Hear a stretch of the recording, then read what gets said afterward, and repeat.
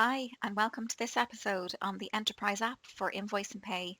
I'm Sharon from Enterprise, and in this session, we'll look at getting your Enterprise app up and running, adding your customers, your items, and then, of course, add an invoice and get paid. So let's get you started. So when you've downloaded the app from the App Store, you'll be able to proceed and either log in or go to sign up.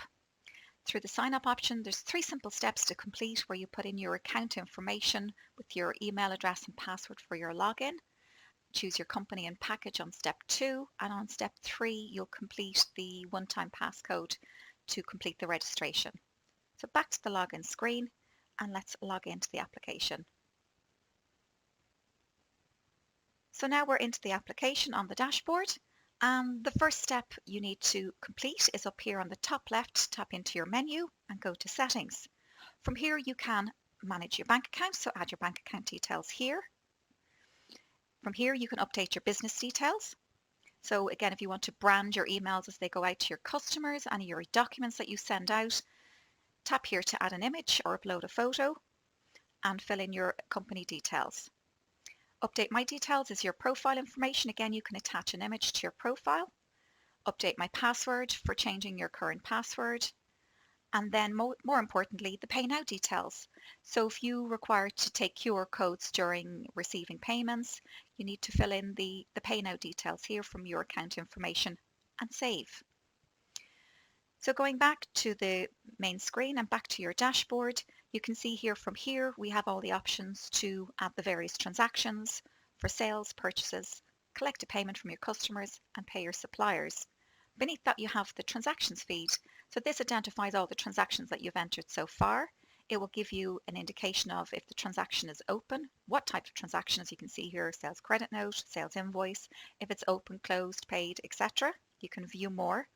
You've got a monthly summary at the end as well to give you the total sales and purchases per month, again depending on the options that you choose on screen. So let's continue on. In order to be able to invoice, we have to add a customer. So if we tap here on the bottom to the Contacts tab, this is where you can add your customer information. So you can see here if we tap on the plus sign to add a customer, again we can add an image to a customer. So if you have a logo or a photo, you can attach it here. The UEN, the unique entity number, can be also added here. We can type in the business name. So let's just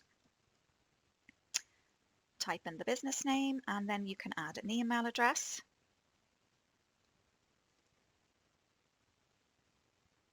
So let's just add that in here because it will be required to complete the account. And in addition, of course, phone number and address information. And of course, remember to save. So you can see there the green status bar confirms that the customer has now been added. And if we then move across to the items tab, we can also proceed here and add items. So there's 2 things here with your items. Obviously, items for the Enterprise app are service only. That is, there's no stock figures retained for these items. So such as delivery, training, maintenance, repair, all of the services that your business may provide.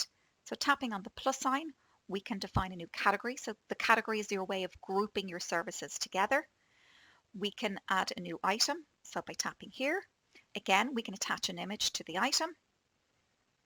We can fill in the item details. You can see here that we have item name. So I'll just put an item name here and we'll call it training on site. And you can put in a sales price. You can put in a purchase price. Select your sales tax to apply when you're processing your sales invoices, and select the purchase tax code to apply when processing your purchase invoices. You can attach it then, of course, to a category. So you can pull from any of the categories that you've already got listed.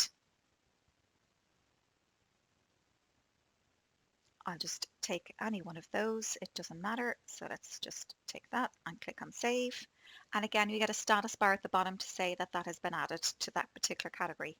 So now if we go back to the dashboard, let's look at quickly entering in a simple invoice and collecting payment for that in the next session. So take a look at the next video and we'll continue there.